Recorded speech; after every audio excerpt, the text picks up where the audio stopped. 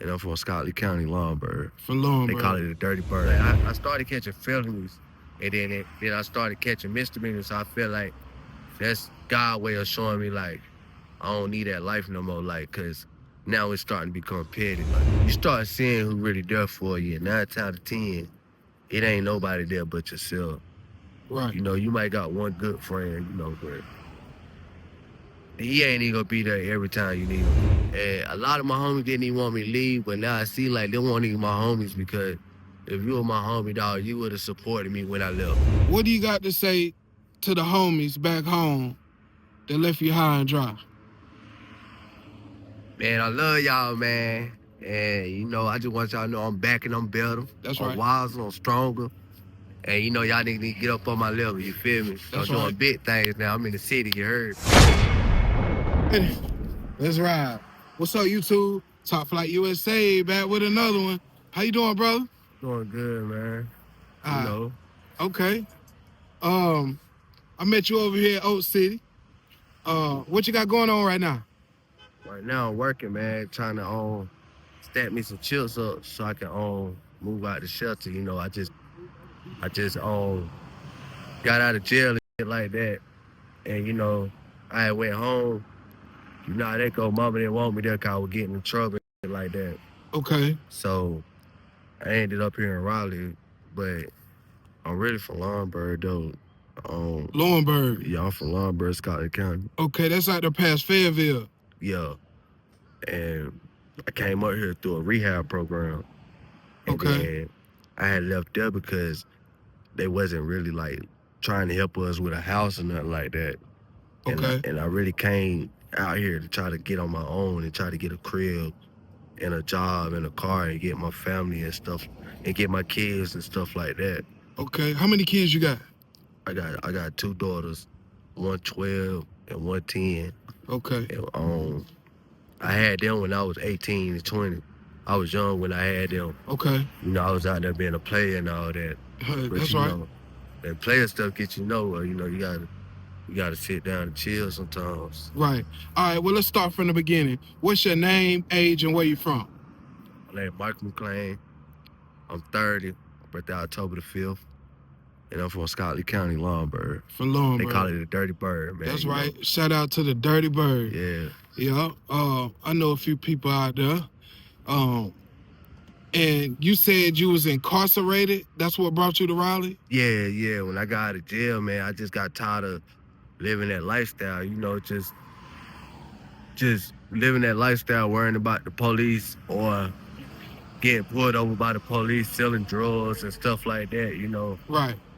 I had caught a couple of cases, but I ain't trying to go through that no more, you know. I'm trying to work my way down. So it happened like I started catching felonies, and then I started catching misdemeanors. So I feel like that's God's way of showing me, like, I don't need that life no more, like, because now it's starting to become petty. Like, I don't need to be going to jail, wasting my money over some trying to be hanging with the gang and doing what the gang doing, carrying guns and robbing everything and shooting everything just to make a name, because I already got a name. Like, you can make a name in a good way. You don't got to go out there and rob and people and breaking houses and stuff. That's right. Just to make a name, bro. You know, you could be a working man and take care of your family and take care of your needs. Okay. And support the people and support the needs that you need to be a man without being a crash dummy. That's right. Because a lot of times, that's what a lot of people try to use you for, to be their crash dummy. Okay. And one thing about me, I ain't no crash dummy. I'm a leader. I'd rather lead than follow, you know what I'm saying? Like, a lot showed me, like, in this lifetime, like, every man for themselves. Like, they love you when you up, but they don't love you when you down, when you out, when you ain't got nothing, you know. They only like you when you got something, or when you got something for them. But as you get older, you start, you know, doing your own thing, cutting niggas off. You start seeing who really there for you. And 9 times out of 10, it ain't nobody there but yourself. Right. You know, you might got one good friend, you know, but he ain't even gonna be there every time you need him. So like I said, like it really in this world, all you got is yourself. Like you got to do what you got to do as a man to provide for yourself. Right. You got to think as a man the older you get. But you know, it's all off. You know, like it's based off knowledge and experience. You know, you're gonna go through things in life that you hate to see a brighter side, just because it's all off experience. Because like if you don't go through nothing, how would you know what it feel like to have something if you always had it? That's You right. know, so I'm glad I was brought up. I was brought up a good kid. Like my mom and daddy married. They've been married for 30 years. That was my next question. Let's get to know you a little bit, Mike. Yeah. You just mentioned you grew up in a 2-parent household. Yeah. Was your mom and dad together your whole childhood? Yeah, like my mama, she used to be like it started off like my mama, she used to be like a background dancer. And my Okay. dad, he always worked and sold drugs because he didn't have a real mom and a daddy. Like my daddy grew up in like a group home and adopted parents and stuff like that. So he always grew up in the streets. And you say your mom was a backup dancer? Yeah, she was a background dancer for like rappers and stuff like that. Okay. Until she got pregnant with my sister, she decided to become a working lady. She decided that that's what she didn't want to do. So your mom was a video vixen? Yeah, she was a video vixen, basically. Okay. Is it any popular videos we could catch her in? Like, you might catch in like a old, like, what's the New York nigga name? I forgot his name. I don't know if his name, it's like, some nigga. Like the Jay-Z, the Nas? They like a little before them. Biggie Smalls? Yeah, like back in them days, yeah. Okay, Wu-Tang? Yeah, back in them days. Method Man? Yeah. People like that? Yeah, back in them days. Yeah. Okay. She was a good background dancer. Like, she could sing and all that. Cause see, I felt like her and my daddy met each other because my daddy could sing and rap and shit like that. So she was always attracted to niggas that could sing and rap and shit like that. So I really feel like that's how her and my daddy really got attached. Okay. But yeah. How was it growing up with both parents? Because, you know, like, in our communities, we don't see that a lot. Yeah. You was fortunate enough to grow up with both of your parents. Yeah. How was that growing up? I mean, it's pretty good because my dad kept me away from the negative shit. Like, he kept me away from seeing, like, a lot of bullshit out here. Like, I wasn't one of the kids that was riding the bike outside all day in the hood, getting in trouble with the little kids. I was one of them kids that was in the house lifting weights, playing sports, like playing Parks and Rec, basketball, football, soccer, Okay. baseball. Like, I was the one always getting into sports and stuff like that. So at the same time, it's kind of good to have your parents because your parents will show you the ropes. And like, you know, some people gotta learn on their own. Yeah. But your parents will show you the ropes. So even like if you don't got them or they not with you at a certain age, you already kind of learned the ropes because they showed you and they inspired you in a different way of how to be a good father or a successful man. Because at the end of the day, every man got to work. Like, 'cause if you don't work, you don't eat. You know That's what I'm right. saying? Do you have any siblings? Yeah, I got a lot of siblings. How many sisters, brothers you got? I got like 3 sisters. I got like How many did you grow up in the household with? 2 brothers and 1 sister in my household. Okay. And where are you at in the birth order? I'm the second oldest. Okay. I'm the second oldest, and the rest of the 5, 6, they younger than me. Okay. Yeah. All right. What type of student were you in school? Me, I ain't gonna lie, I was a little problem kid, man. Cause I had everything I wanted, so I was like the little class clown, you know what I'm saying? Like, I was the one always making the jokes in class and cussing the teacher out, but at the same time, it wasn't every teacher. It was just the teachers that I didn't like, that I felt like didn't like me. But at the same time, I made passing grades though. You know, I made sure my grades were good enough so I can make it to the next grade level. Did you graduate high school? I ain't even gonna lie to you. High school was kind of hard for me because I was distracted by all them pretty women and stuff. Okay. But what was your highest grade level? But I graduated though. It took me a little while. It took me an extra semester to graduate, and I had to go to some summer classes near high school. So you did get a diploma? But I did get my diploma though, yeah. Okay, that's I worked what's hard, up. yeah. Congratulations. Yeah. Were you able to go to college? I never wanted, to be honest, I never wanted to go to college. I always wanted to do a trade. So I went to a trade. And what trade did you get? I got my welding certificate. So you have a welding certificate right now? Yeah, I do. Yeah. Okay. Yeah. So it shouldn't be hard for you to find a job in that field? Nah, not at all. But that's the thing. I chose the fast life.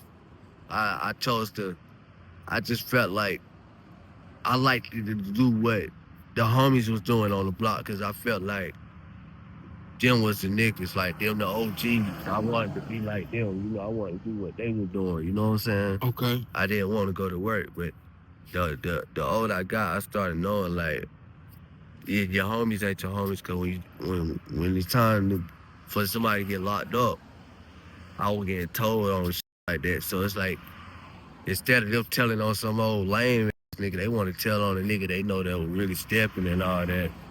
So at the same time, that's when I realized that I wanted to start working and stuff, because when I started catching all that time and stuff, I started knowing like the homies ain't the homies. They scary themselves. They don't want to go do no time.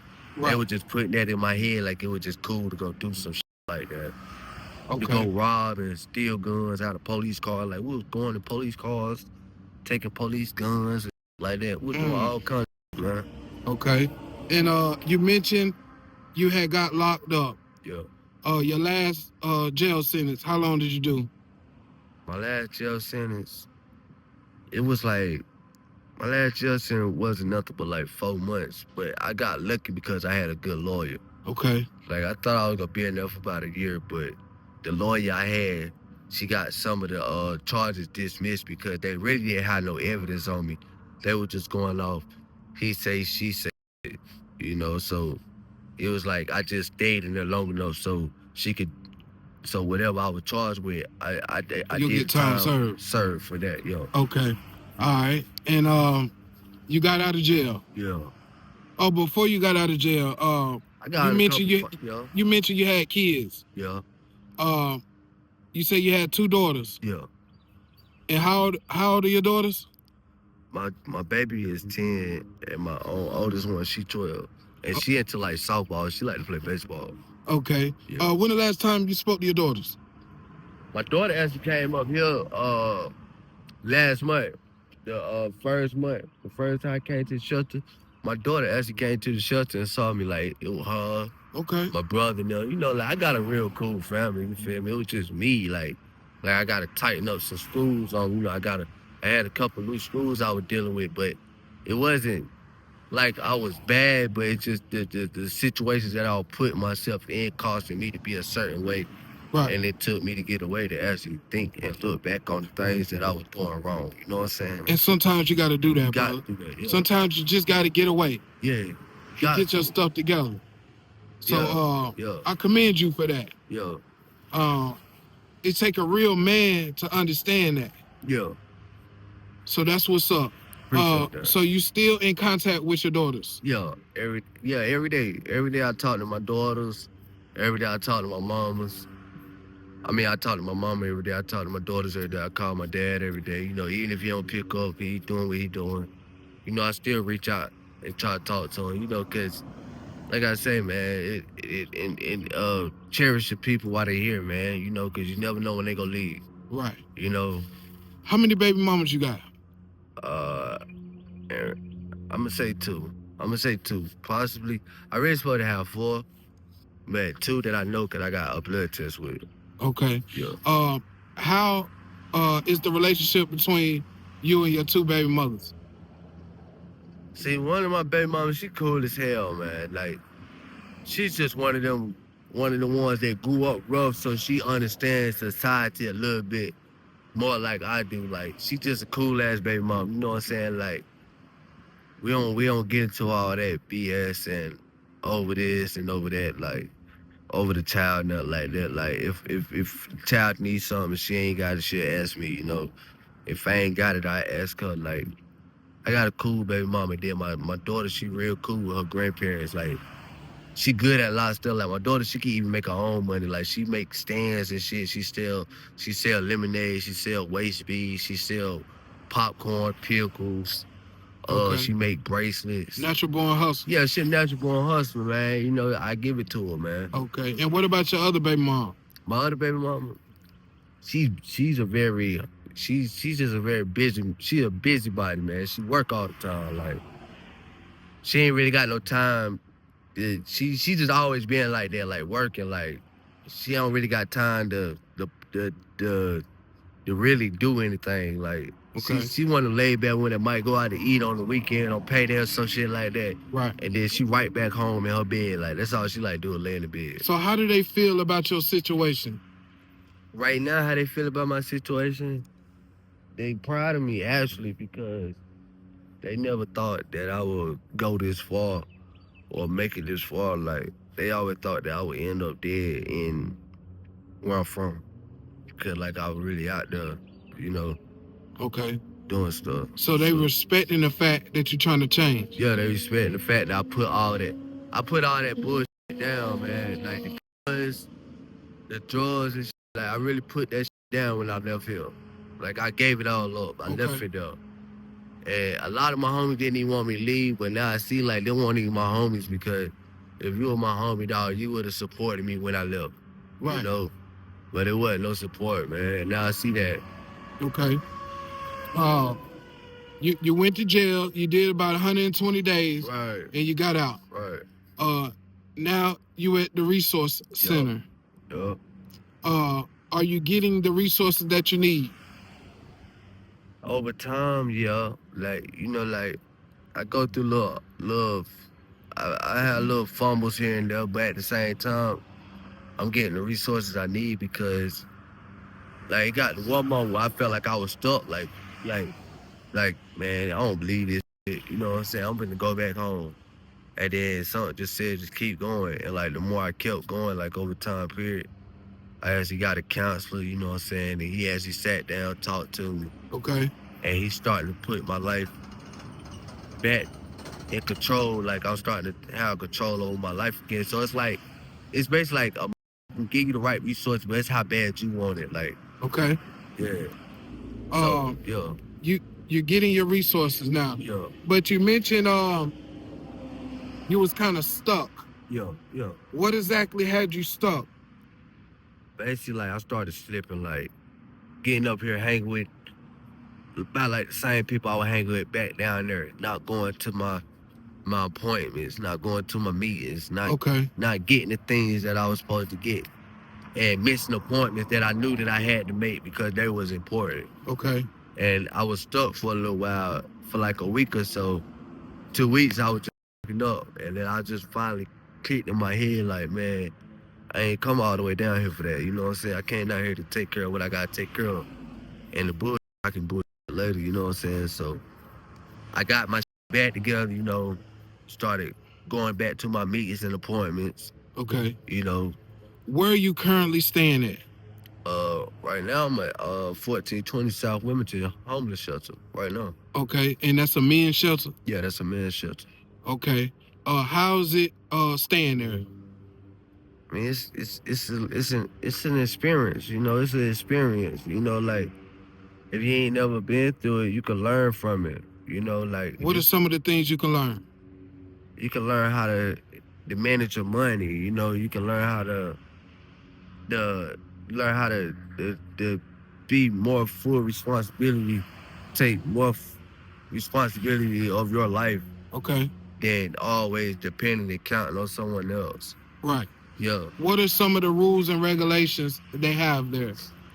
The rules and regulations is don't bring no drugs in there, because there's zero tolerance. If they catch you with any drugs, you get thrown out, because really it's a place where they try to help you. Okay. And then don't miss no days, bro, because if you miss a day, they give a certain time to get back. You don't get back, you get thrown out, because they got zero tolerance for people that don't want the help, or acting like they don't want the help, or out here still screwing up doing what they want to do. Okay. Yeah. So what time do you got to be back? 4 o'clock. I mean, if you want dinner, You gotta be back at 4 because they serve about 5:30. Okay. But if you already ate while you was out, you can be back by 7 o'clock. Okay. Like 7 o'clock. 7 o'clock, that's it. You got to be back in. Got to be back in, yeah. Okay. All right. And is it a certain time that you got to leave in the morning? Or can you stay there all day? See, 9 out of 10, like most people that's there, they already got plans to where they got to go to work in the morning or they got appointments and stuff. Okay. But you got some old people that's about 60 and older, you know, they got nothing to do, where they'll just be there all day, you know. Okay. Doing nothing, basically. Right. You know. Yeah. You mentioned you got a welding certificate. Yeah.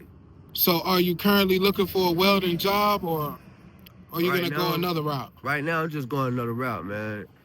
I'm just going another route because I know, like, the weather jobs that I know of, like, you got to go away for, like, 6 months, 3 months, and like that, and you work. And you work, you know what I'm saying? You work, hard work. Like, it's local jobs with welding, brother. Okay, well, yeah.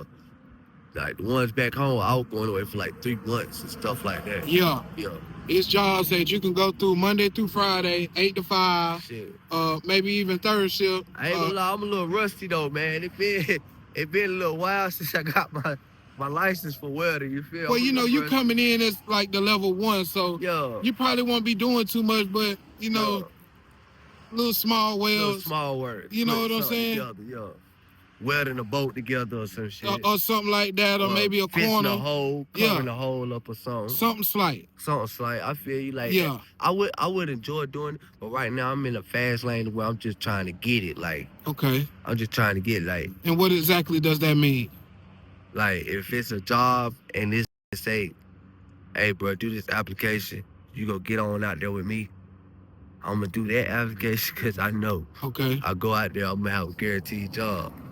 But that's the type joke I'm doing right now, because, like, any money better than no money. You know, a job is a job. Like, that's all they looking at is, like, if you got your pay stub, they going to help you with your crib. That's right. Or they going to help you, you know what I'm saying? But if you in there longer than 6 months, basically I heard, like, if you in there longer than 6 months and you don't show no pay stubs, they give you, like, a 2-week. They give you a 2-week notice after 6 months, and you got to leave. So with that being said, you in there 6 months, you should at least have 2 pay stubs to show to them. Right. You know what I'm saying? Yeah. Ain't no way you just go fool around for, like, what, 350 days, dog. Right. Ain't no way. Yeah. That's ridiculous. You got to stay on your business. You got to stay on your pivot, dog.